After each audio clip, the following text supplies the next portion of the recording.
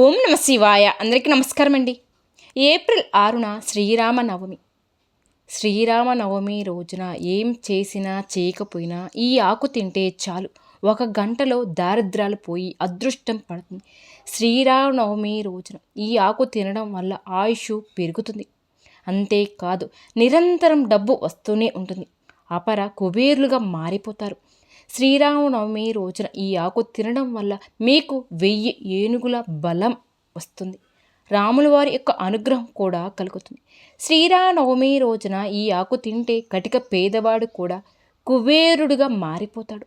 మనలో చాలామంది ఆరోగ్యం బాగలేకపోవడం వల్ల సరిగ్గా పనిపై శ్రద్ధ పెట్టలేకపోతూ ఉంటారు అని బాధపడిపోతూ ఉంటారు. ఈ కాలంలో చిన్నవారు పెద్దవారు అని తేడా లేకుండా అందరూ కూడా అనారోగ్య సమస్యలతో బాధపడిపోతూ ఉన్నారు. వయసుతో సంబంధం లేదు, ఆరోగ్య సమస్యలు వస్తూనే ఉన్నాయి. వాటిని అధిగమించడానికి శ్రీరామనవమి రోజున ఈ ఒక్క ఆకు తింటే చాలు, మీ ఇంట్లో ఉన్న రోగ దరిద్రాలన్నీ కూడా పోతాయి. ఈ ఆకు ఎవరైనా తినవచ్చు. విద్యార్థులు ఈ ఆకు తింటే విద్యలో మంచి పురోగతిని సాధిస్తారు. ఉద్యోగస్తులు అయితే ఈ ఆకు తింటే ఉన్నతమైన స్థాయికి పొందుతారు. మంచి ఆలోచన చేసి ఉద్యోగం పరంగా ముందడుగు వెళ్తారు. వ్యాపారస్తులు ఈ ఆకు తింటే మంచి లాభాలు కలుగుతాయి. ఆరోగ్యపరంగా ఆర్థిక పరంగా మంచి లాభాలు కూడా పొందుతారు. శ్రీరామనవమి రోజున ఈ ఆకు తినడం వల్ల మీ ఒంట్లో రోగ నిరోధక శక్తి పెరుగుతుంది, జ్ఞాపక శక్తి పెరుగుతుంది, మంచి తెలివితేటలను పొందుతారు. ఈ ఆకు మీ జీవితాన్ని మారుస్తుంది, మీ దశ మారిపోతుంది. మరి శ్రీరామనవమి రోజున తినవలసిన ఆకు ఏమిటో ఇప్పుడు మనం ఈ వీడియో ద్వారా తెలుసుకోబోతున్నాం. కాబట్టి ఈ వీడియోని ఎక్కడ స్కిప్ చేయకుండా చివరి వరకు చూడండి. అలానే మన ఛానల్ని మొదటిసారి చూసే వాళ్ళది ఛానల్ని సబ్స్క్రైబ్ చేసుకుని వీడియో నచ్చితే లైక్ చేసి మాకు సపోర్ట్ చేయండి ఫ్రెండ్స్. చైత్రమాసం శుక్లపక్షం 9వ రోజున శ్రీరామనవమి పండుగ జరుపుకుంటారు.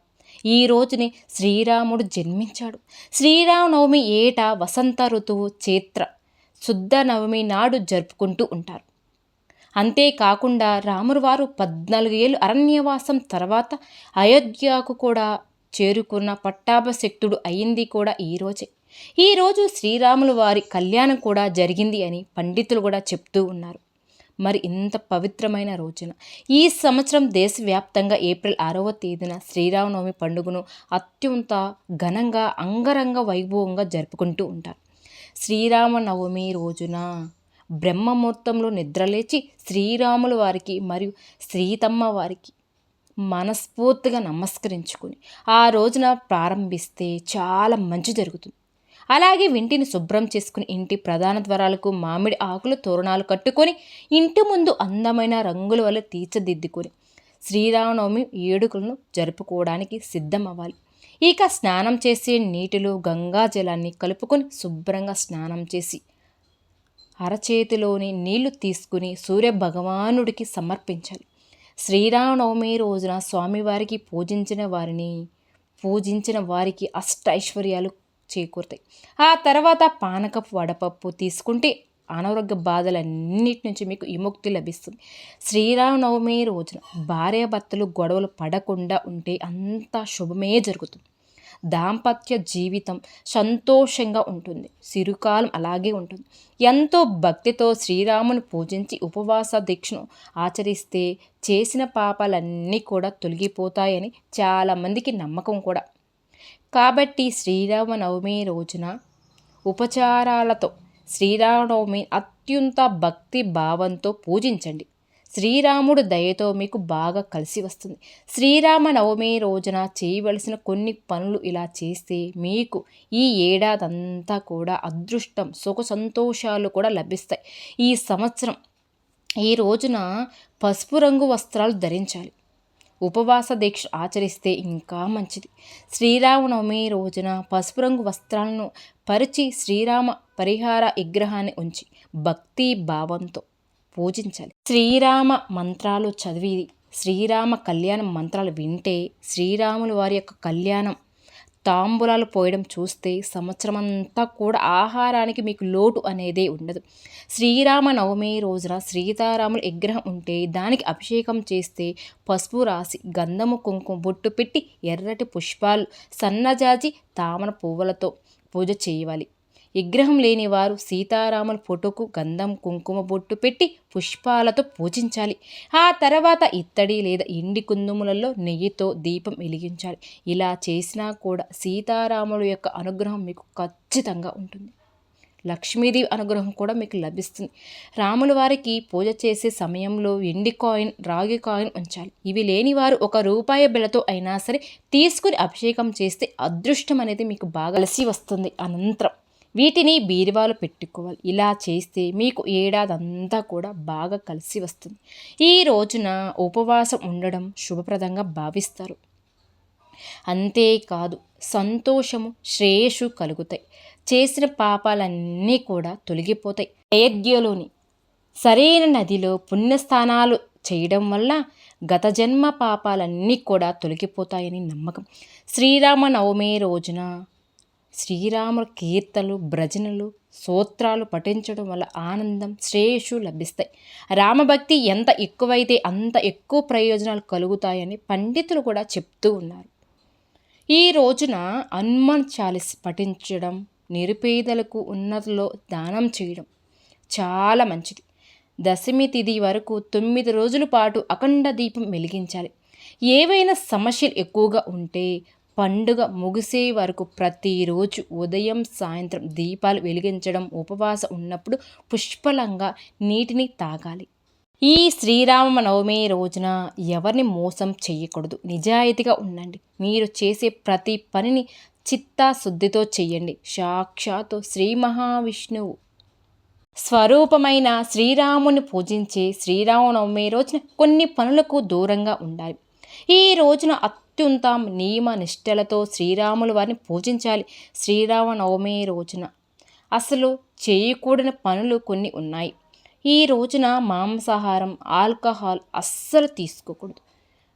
ఈ శ్రీరామనవమి నాడు మాంసాహారం తింటే రామయ్యకు అపచారం కలుగుతుంది. ఫలితంగా ఆర్థిక ఇబ్బందులు ఎదుర్కోవాల్సిన పరిస్థితి వస్తుంది. అలాగే ఉల్లిపాయలు, ఎల్లుల్లి కూరల్లో కూడా వేయకూడదు.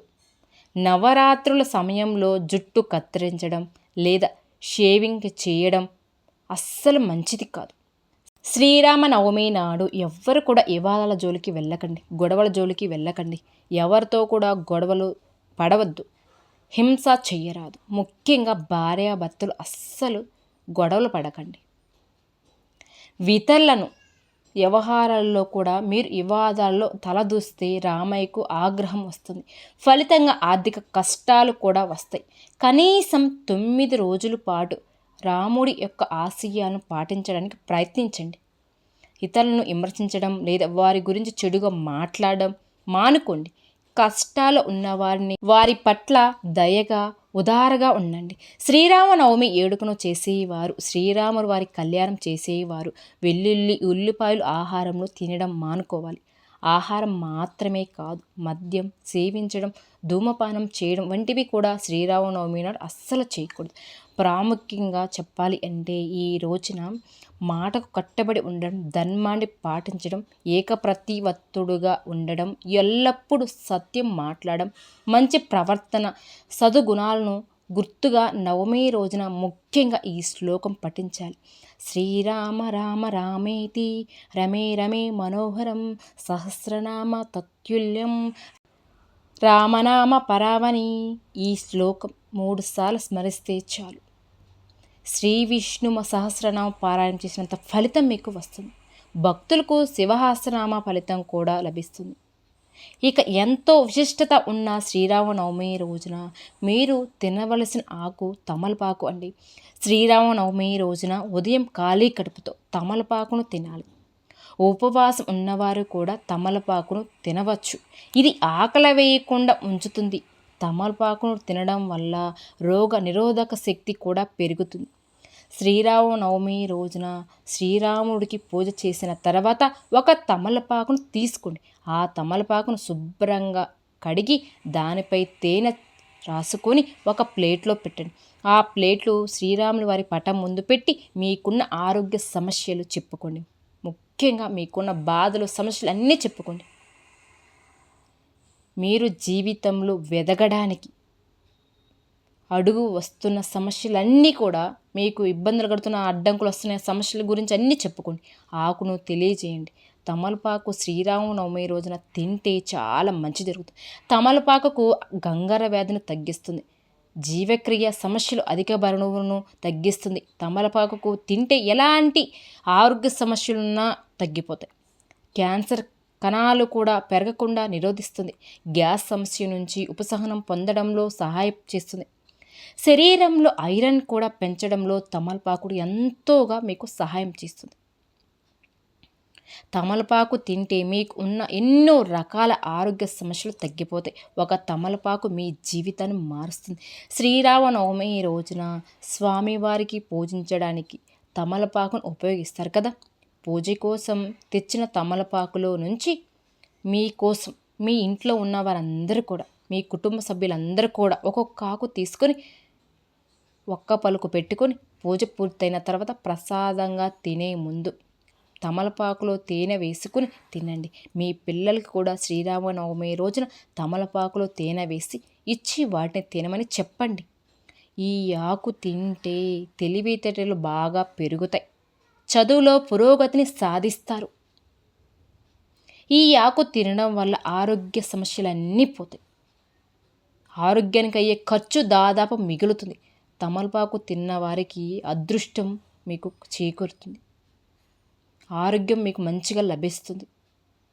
శ్రీరామనవమి రోజున ప్రతి ఒక్కరూ కూడా ఈ పరిహారాన్ని చూడండి. శ్రీరాముల వారి యొక్క అనుగ్రహం మీకు ఖచ్చితంగా మీ కుటుంబం ఇల్లులో పాది మీద ఉంటుంది. విన్నారు కదండి. ఈ వీడియో కనుక మీకు నచ్చినట్లయితే ప్లీజ్ లైక్ చేయండి. మరిన్ని వీడియోల కోసం మన ఛానల్ని సబ్స్క్రైబ్ చేసుకోండి. శ్రీరామ రామ రామేతి రమే రమే మనోహరం సహస్రనామ తత్తుల్యం రామనామ పరావని.